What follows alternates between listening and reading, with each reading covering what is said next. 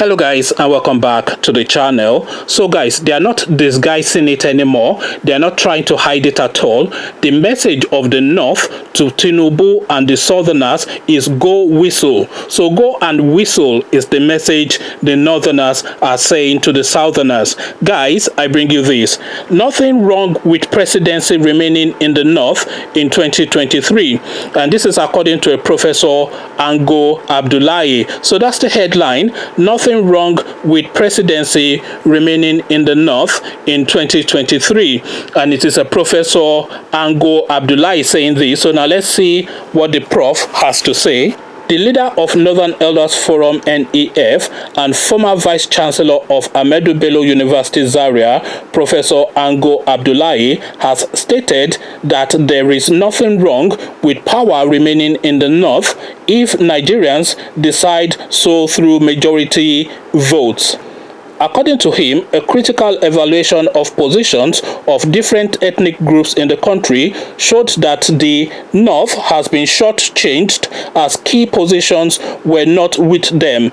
Professor Ango also insisted that there is nothing wrong with the appointment of more service chiefs from the region, as other ethnic groups have enjoyed it before now without the North complaining. So here's what he said in his full text. What we are witnessing is a sad development, very dangerous arguments that are being put forward. How many offices are we even talking about? And you are saying lopsidedness of offices. Have you looked at the offices in the civil services and those that occupy them? So what is the force? Are they parochial or are they biased in the discharge of duties concerning other parts of the country? This is a very sad development because this is driving us into areas that will be very unfortunate for this country. The trouble with Nigeria is that we don't learn from our history and we don't keep records of history.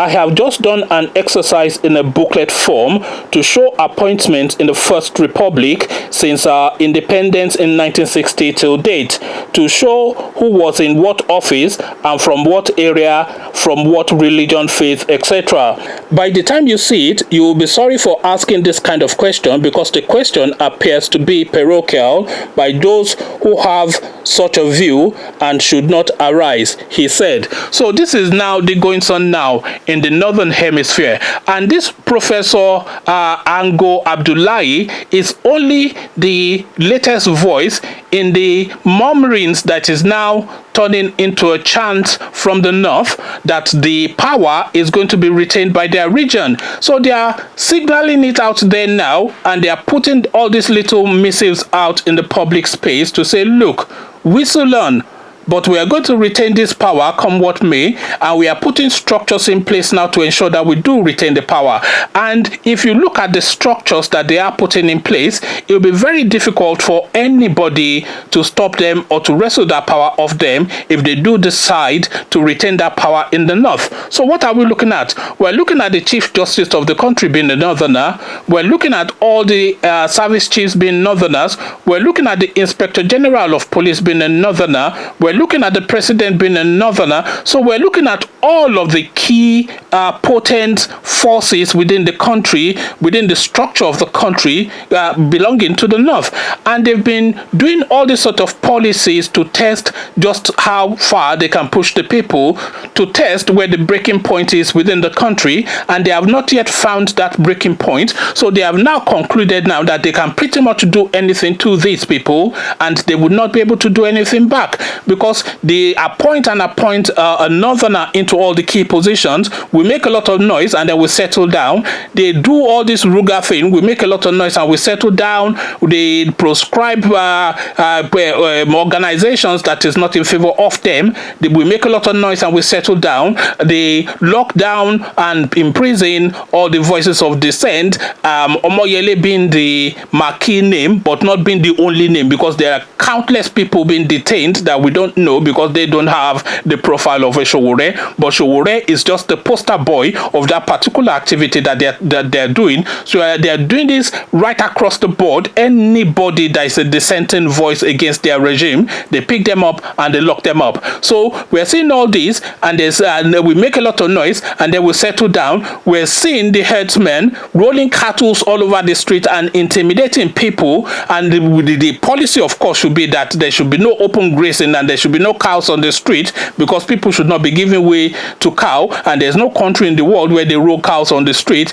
But in Nigeria, the cows have a superiority over people. And by the way, that cow that they rolled, or those cows rather, that they roll on the street, is not really for the pastoralist to have their way of life. It's a form of intimidation, because they are effectively using it to intimidate you and to bully you, because it doesn't really take anything to say that we don't want open grazing in this country, and cows should be either on a ranch, or if they are being transported, they should be transported in a truck. It is not good for the cows. Certainly it is not the practice. At least all the experts in farming are saying this is the worst way to farm cattle. So it is not really for the reasons of farming, and it is not really for reasons of a lifestyle, because you can say that these Fulanis have been doing this sort of lifestyle for generations and generations, but then any culture will tell you that they've been doing a particular lifestyle for generations and generations,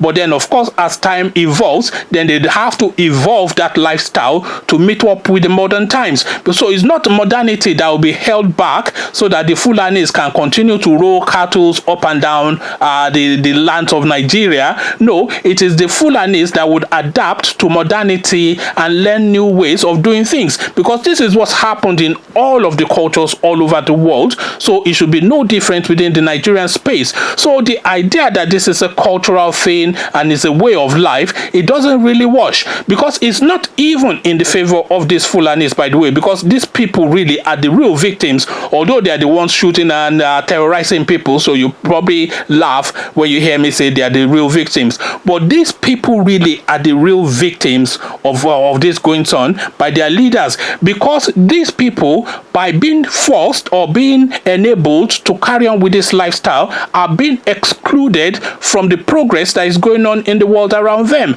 So these people are still living this life of before they used to carry cutlasses for vegetations, now they carry gun. So they're still living this life of rolling cattle from Burkina Faso all the way to Oyo and back again. And these are young people, because when you see them on the streets, they're like children of like about 14, 15 thereabouts. So now this child of 14, 15 now that is rolling cattle up and down the vast swathes of West Africa is then being excluded from an educational system, from an health system, from a knowledge system, from new thinking, from evolution and development, and is being excluded really by the people who have charge over him, because they are using him effectively as a tool to continue to intimidate and terrorize people, because they feel that that intimidation and terrorism is the way that they can have sway over the people that they are intimidating and terrorizing. So these people are the real victims, because of course if you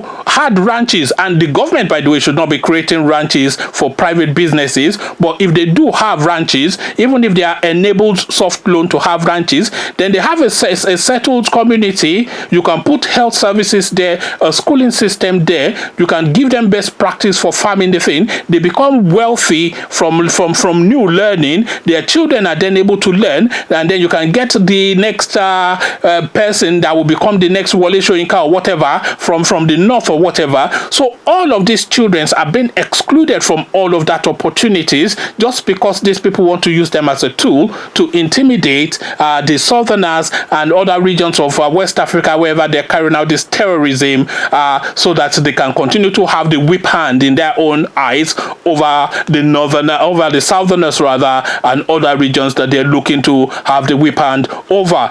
And also these people that are rolling cattle up and down the land. I see them as spies, really, because when they are rolling cattle round, they are seeing the lay of the land, they are seeing who is who within that region, who does what, where the power and strength of that region is, and they are reporting that back to their leaders. So if that moment comes, or when that moment comes, or should that moment come, when they need to act against you, they already know your surroundings, they already know where your strength points are, and they already know how to hit you. So these people, really, they're both agents of their leaders to report back what your strengths are, and they are also rather victims of their leaders because they've been excluded from modern times. So power remains in the north is what this Professor Ango Abdullahi is saying, and it's the latest voice from the north that is saying this. So the build up towards 2023 has already started,